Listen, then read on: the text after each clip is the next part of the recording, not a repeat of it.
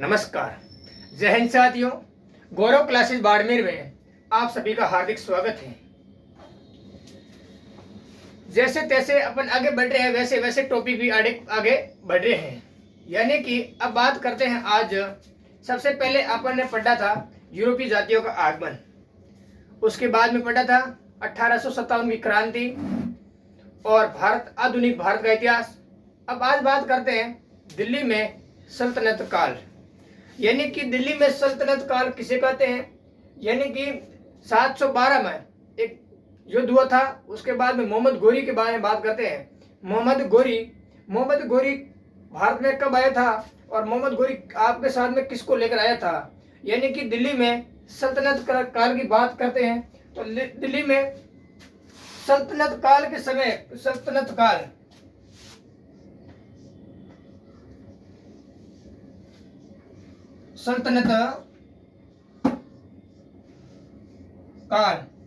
यानी कि सल्तनत काल का टाइम पीरियड क्या है?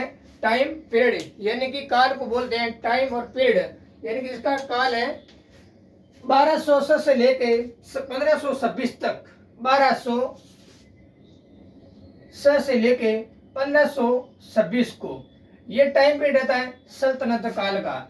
इस सल्तनत काल यानी कि सल्तनत काल का संस्थापक किसे कहा जाता है? सल्तनत काल का संस्थापक मोहम्मद गोरी को कहा जाता है। मोहम्मद गोरी को सल्तनत काल का संस्थापक कहा जाता है। यानी कि भारतीय दिल्ली में सल्तनत काल की स्थापना किसने की थी? इस मोहम्मद गोरी के द्वारा की गई थी। इस मोहम्मद गोरी भारत में आया था और इस मोहम्मद गोरी के साथ में एक और गुलाम आया था भारत में। उसका नाम क्या था? कुतुबुद्दीन ऐबक आया था। कुतुबुद्दीन ऐबक ये मोहम्मद गोरी के साथ में आया था। अब बात करते हैं सल्तनत काल। सल्तनत काल के अंदर 5 अलग अलग वंश आते हैं। उस वंशों के नाम है, ये क्रम हर परीक्षा के अंदर क्रम वाइज पूछते हैं। यानी कि सबसे पहले वंश है, उसका नाम है गुलाम वंश। कौन सा वंश है? गुलाम। यानी कि ये इस गुलाम वंश का नाम मोहम्मद गोरी के अधीन कुतुबुद्दीन ऐबक के अधीन इल्तुतमिश के अधीन रजिया सुल्तान और रजिया सुल्तान के अधीन बलबल। ऐसे ही हर कोई व्यक्ति किसी के अधीन, यानी कि 1947 से पहले भारत ब्रिटेन के अधीन, ब्रिटेन के गुलाम था। यानी कि 15 अगस्त के बाद में भारत आजाद हुआ तो अपन अभी किसी के गुलाम नहीं है, अपन एक स्वतंत्र देश है। इस हिसाब से ये एक गुलाम अलग अलग शासक राजा हुआ करते थे। इसी हमने गुलाम होने के कारण अपने वंश का नाम पड़ गया गुलाम वंश। ठीक है। अब सबसे पहला वंश है गुलाम वंश। गुलाम वंश के बाद में आता है वो है खिलजी वंश। कौन सा वंश है? खिलजी वंश। और खिलजी वंश के बाद आता है तुगलक वंश। तुगलक वंश के बाद आता है सैयद वंश के बाद आता है लोधी वंश। ये सल्तनत काल के अंदर 5 अलग अलग वंश आते हैं, अपने अपने टाइम पीरियड के अनुसार चलते रहते हैं। जो वंश अपने भुजा पर मजबूत होता है वो राज करता था और जो अपनी भुजा में कमजोर होता था वो अपनी शासन व्यवस्था को गिराता रहा और आगे बढ़ता रहा। यानी कि अपने सल्तनत काल के अंदर 5 अलग अलग वंश आए थे, उनके नाम है अलग अलग। यानी कि गुलाम वंश, दूसरा है खिलजी वंश, तीसरा है तुगलक वंश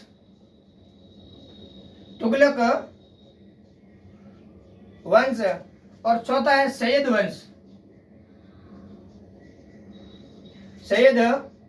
वंश और पांचवा है उसका नाम है लोधी वंश। कौन सा वंश है? लोधी वंश।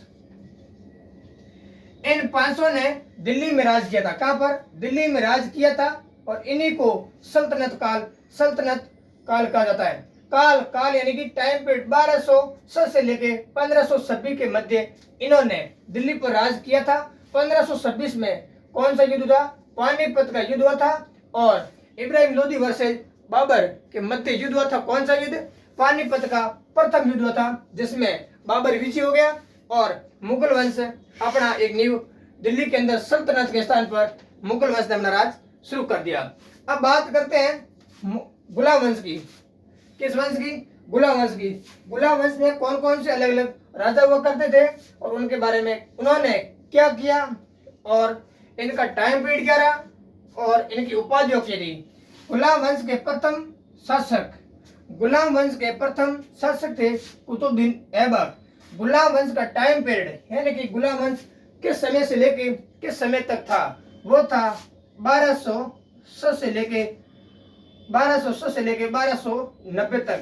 यानी कि इन्होंने आप मान सकते हैं यानी कि 10 से लेके 90 80 में 4 कम यानी कि 84 साल तक इन्होंने 80 में से 4 कम 76 साल तक इन्होंने राज किया था। यानी कि दिल्ली के अंदर गुलाम वंश ने कितना राज किया था वो आप निकाल सकते हैं। यानी कि 1200 से लेके 1290 के मध्य गुलाम वंश ने राज किया था। गुलाम वंश का अर्थ वैसे मैंने समझा दिया। गुलाम वंश क्यों था, मोहम्मद गोरी के साथ में कुतुबुद्दीन ऐबक आया था, ये इसके गुलाम था, इसी कारण ये गुलाम होने के कारण अपने वंश का नाम गुलाम वंश रखा गया था। ठीक है, अब इसे कुतुबुद्दीन ऐबक यानी कि गुलाम वंश का ये संस्थापक था। गुलाम वंश का क्या था, संस्थापक था। इससे कुतुबुद्दीन ऐबक को लाख बख्श कहा जाता है। क्या कहा जाता है, लाख बख्श के नाम से जाना जाता है, लाख बख्श के नाम से जाना जाता है। ये तो सभी को ध्यान है कि कुतुबुद्दीन ऐबक को लाख के बख्श के नाम से जाना जाता है। यानी कि कुतुबुद्दीन ऐबक को लाख बख्श के नाम से जाना जाता है। ये आपको ध्यान होगा कि लाख बख्श शब्द का अर्थ क्या है।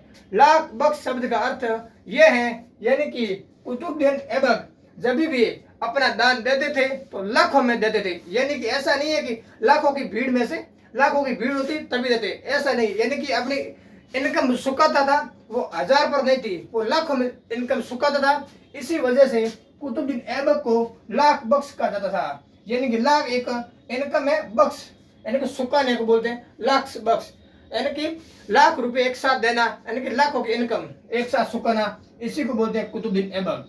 कुतुबुद्दीन ऐबक के द्वारा एक मस्जिद का निर्माण करवाया, वो दिल्ली में स्थित है। उस मस्जिद का नाम है कुवत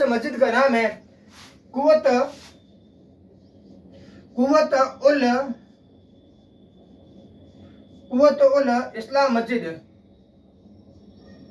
इस्लाम मस्जिद।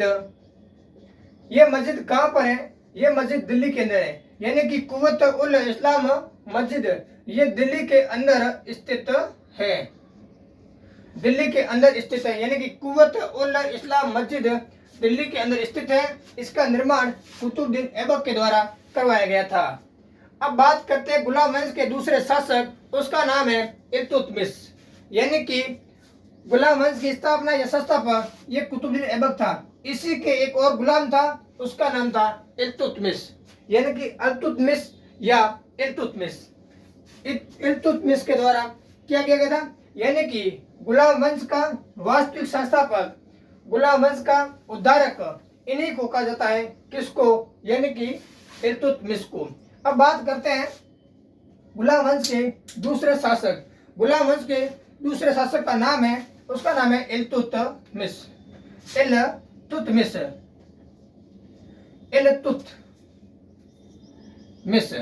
यानी कि इल्तुतमिश ये गुलाम वंश का दूसरा शासक था। इनको गुलाम वंश का वास्तविक संस्थापक कहा जाता है। गुलाम वंश का वास्तविक संस्थापक कहा जाता है, यानी कि वास्तविक संस्थापक।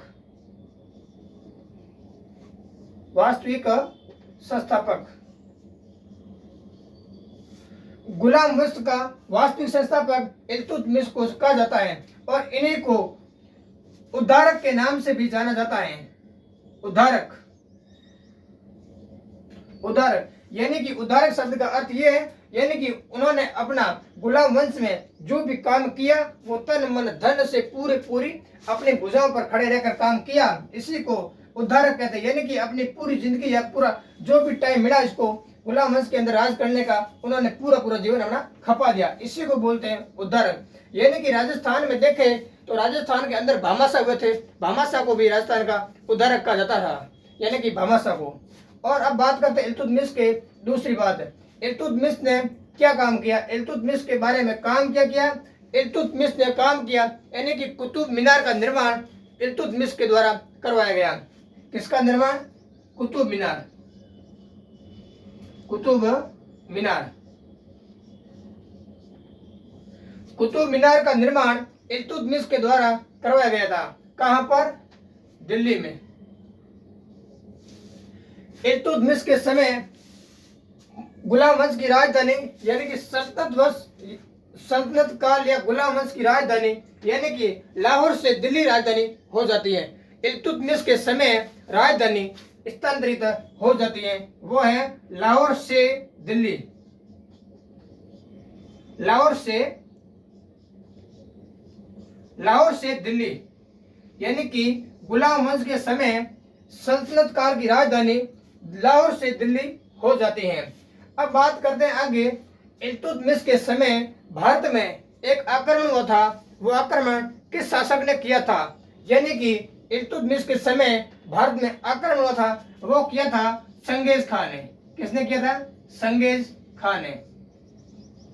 चंगेज खान ने भारत पर आक्रमण किया था। इल्तुतमिश के समय वो टाइम पीरियड था 1220 से 1221 के मध्य। चंगेज खान ने इल्तुतमिश के समय भारत पर आक्रमण किया था। अब बात करते हैं इल्तुतमिश के समय। इल्तुतमिश में एक सरगान यानी कि सरगान क्या है? सरगान इल्तुतमिश के समय सरगान यानी कि 40 सरदारों का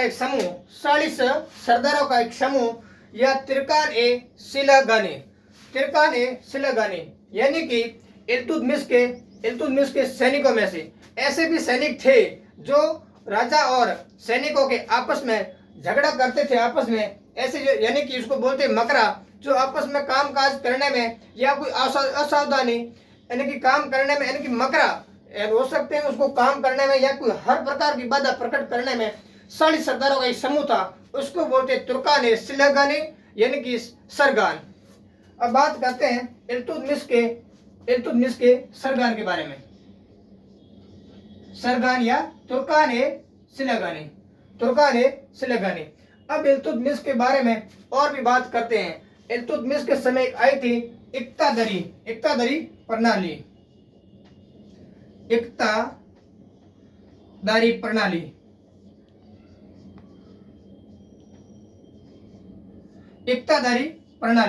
इस प्रणाली के अंदर क्या था? यानी कि इस प्रणाली में एक प्रशासनिक व्यवस्था और सैनिक व्यवस्था, भू राजस्व व्यवस्था, इन तीनों को एक संगठन के रूप में इकट्ठा किया जाता था। इसी को बोलते हैं इक्तादारी प्रणाली इल्तुतमिश के समय।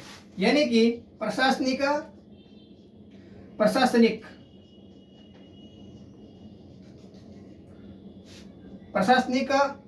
सैनिक, भू राजस्व, इन तीनों को मिलाकर इक्तादारी प्रणाली कहा जाता है। इक्तादारी प्रणाली।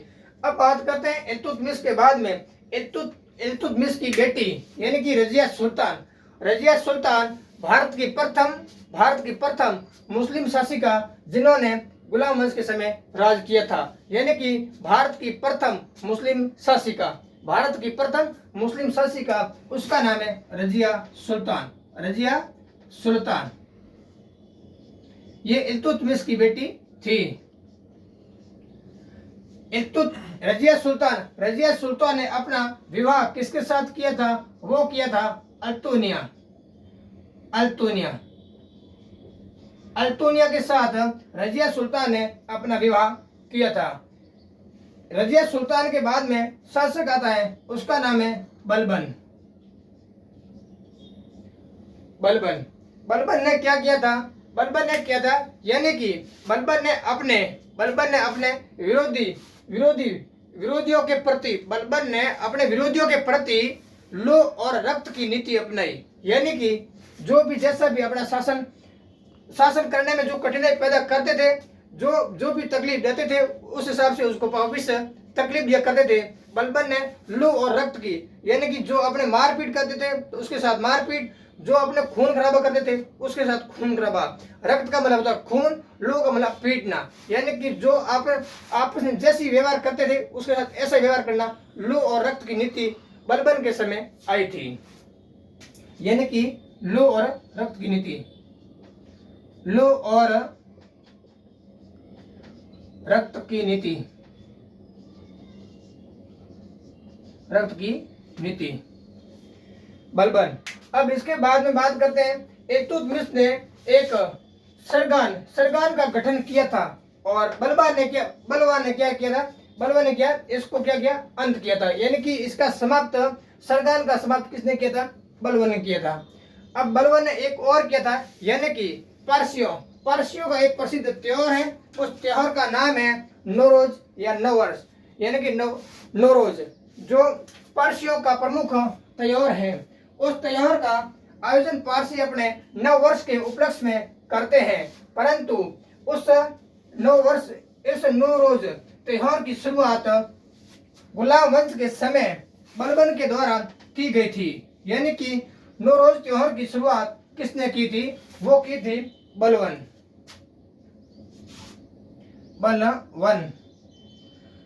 के द्वारा नौरोज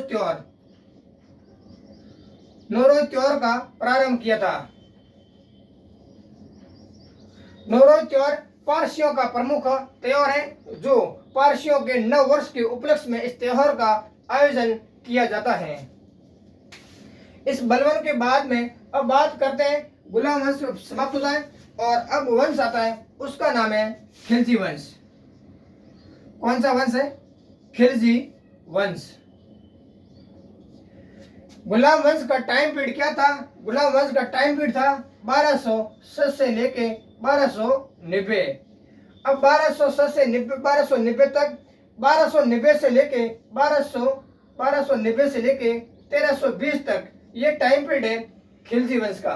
खिलजी वंश में 3 शासक हुआ करते थे, उन शासकों के नाम है जलालुद्दीन खिलजी, अलाउद्दीन खिलजी।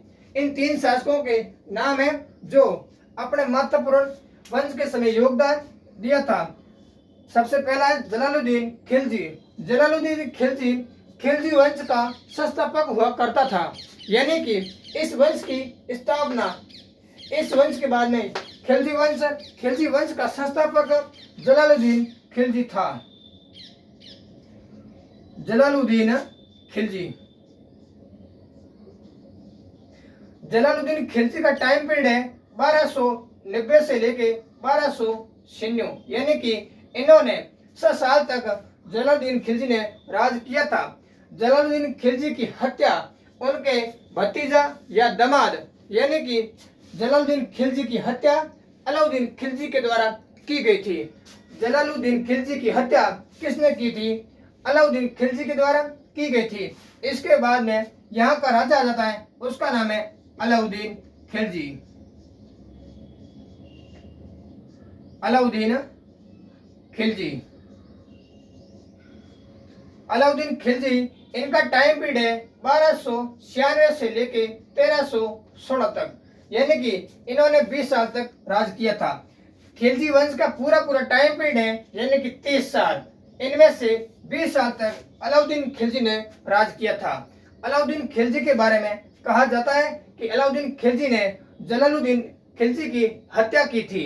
इसके बाद में यह शासक बना था। इसके बारे में खास बात यह है, इनकी अलाउद्दीन खिलजी के द्वारा जो भी अपने सैनिक हुआ करते थे, उन सैनिक को वेतन नकद के रूप में दिया करते थे, यानी कि अलाउद्दीन खिलजी से पहले सल्तनत काल के जो भी सैनिक थे, उन सैनिकों को वेतन के बदले में क्या दिया, यानी कि उसको वो भी काम करते थे, उनको वेतन दिया करता था, परंतु वेतन की बजाय उनको खाने पीने की सामग्री दिया करते थे, यानी कि वेतन के बदले कपड़े खाना पीना कर दिया जाए। अब उन्होंने क्या किया, यानी कि वेतन नकद के रूप में, यानी कि इनकम पैसे देना शुरू कर दिया।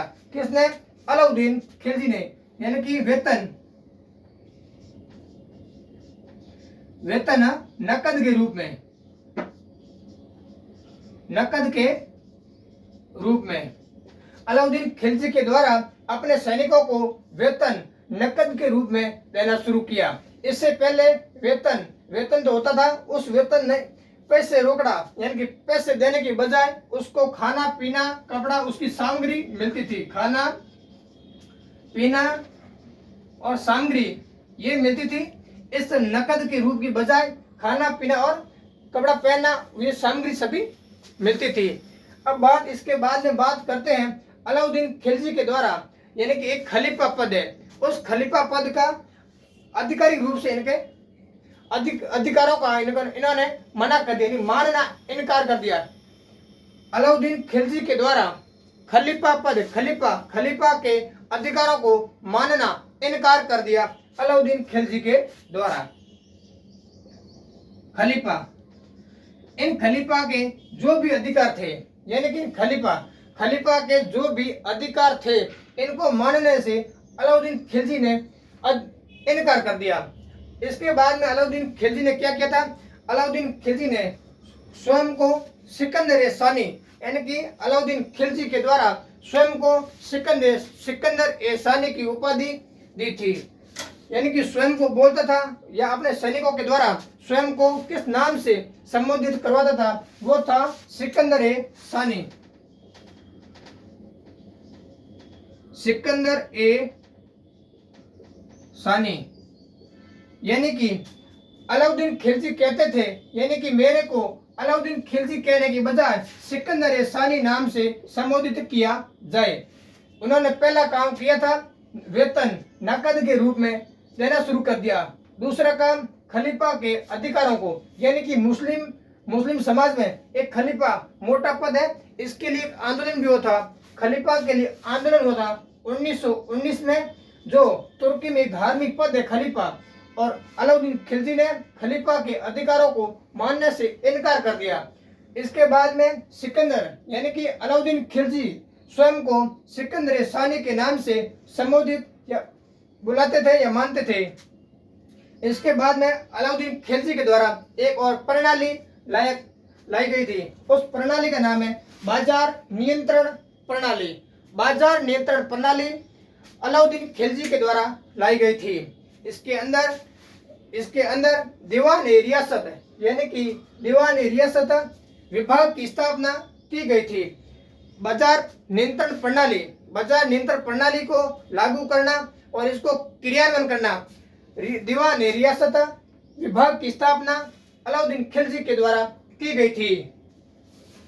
अब बात करते हैं बाजार नियंत्रण प्रणाली। बाजार नियंत्रण प्रणाली, बाजार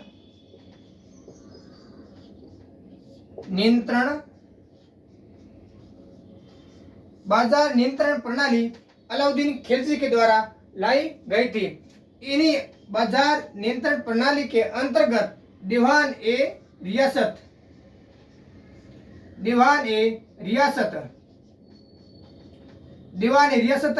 विभाग की स्थापना की गई थी। दीवान रियासत विभाग की स्थापना अलाउद्दीन खिलजी के द्वारा बाजार नियंत्रण प्रणाली, यानी कि कानून था, इसी के अंतर्गत दीवान रियासत विभाग की स्थापना की गई थी। इसी के बाद में है सहाना ए मंडी, यानी कि अलाउद्दीन खिलजी के अधिकारियों की नियुक्ति सहाना ए मंडी के अंतर्गत, यानी कि एक विभाग था। वर्तमान टाइम मानो गृह विभाग है, रक्षा विभाग है, अलग अलग विभाग है, उसी हिसाब से सहाना एक मंडी अलग अधिकारियों की नियुक्ति के लिए एक अलग विभाग था, यानी कि सहाना ए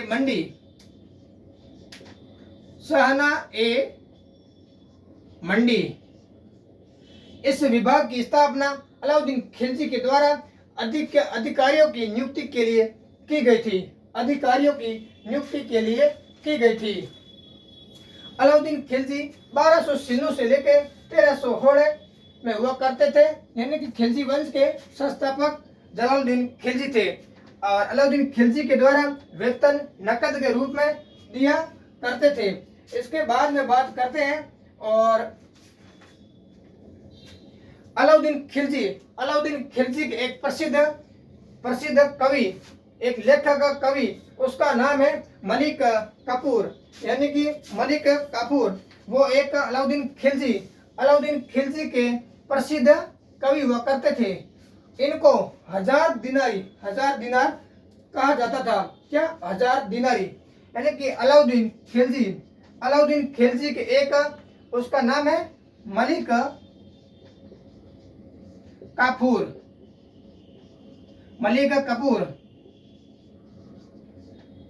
यानी कि अलाउद्दीन खिलजी के एक प्रसिद्ध कवि है, उसका नाम है मलिक काफूर। इनको 1000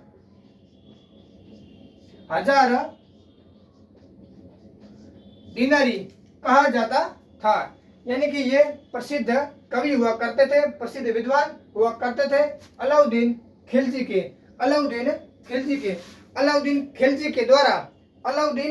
के द्वारा घोड़ों को दागने की प्रथा शुरू की गई थी। कौन सी प्रथा? घोड़ों को दागने की प्रथा शुरू की गई थी। उस प्रथा का नाम है घोड़ा दागना, यानी कि कोई भी माना कि शासक बड़े बड़े महाराणा प्रताप वर्सेस अलाउद्दीन खिलजी, राणा सांगा वर्सेस अलाउद्दीन खिलजी, जिन शासकों के मध्य युद्ध होता था उसमें हाथी घोड़े जो भी अपने अपने अलग सेना यूज करते थे, उस सेना में घोड़े भी साथ में थे। वो घोड़े युद्ध के समय जो भी उसके ऊपर सैनिक था, जो भी सैनिक इसके ऊपर था, वो सैनिक सलाहता था, यानी कि घोड़े को जो भी सैनिक सलाहता था, तो घोड़ा सैनिक मरने के बाद में घोड़ा ज्यादा फ्री, तो उस घोड़े के ऊपर घोड़े दागने की प्रथा, यानी कि घोड़े के पीछे यानी कि लोहे की सिरिये को गर्म करके उस चमड़ी के ऊपर निशान करना, उसको बोलते हैं घोड़ा दागने की प्रथा, यानी कि गर्म करके उसका निशान करना घोड़े पर। जो युद्ध खत्म होने के बाद, युद्ध जीतने के बाद वो घोड़ा दूसरी सेना में शामिल हो तो उसको वापस लाया जा सकता है, यानी कि घोड़ा दागने की प्रथा अलाउद्दीन खिलजी के द्वारा शुरू की गई थी। वो थी घोड़ा दागने की प्रथा। घोड़ा दागने की प्रथा अलाउद्दीन खिलजी के द्वारा शुरू की गई थी। और अलाउद्दीन खिलजी के द्वारा स्थापत्य कला में बात करें तो अलाउद्दीन खिलजी के द्वारा सिरी का किला, यानी कि सिरी का फोर्ट और अलाई दरवाजा, इनका निर्माण अलाउद्दीन खिलजी के द्वारा करवाया गया था। यानी कि अलाई दरवाजा और सिरी का किला, यानी एक है सिरी का किला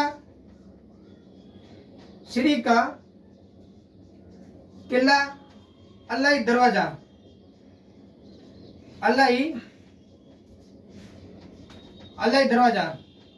सिरी का किला अलाई दरवाजा, इन दोनों का निर्माण अलाउद्दीन खिलजी के द्वारा दिल्ली में किया गया था। यानी कि अलाउद्दीन खिलजी के द्वारा सिरी का किला अलाई दरवाजा, इन दोनों का निर्माण दिल्ली में किया गया था। कहाँ पर? दिल्ली में किया गया था। और इसके आगे बात करते हैं। अब खिलजी वंश का अगला शासक है, उसका नाम है मुबारक शाह खिलजी। उसकी बात अपन अगली क्लास में करेंगे।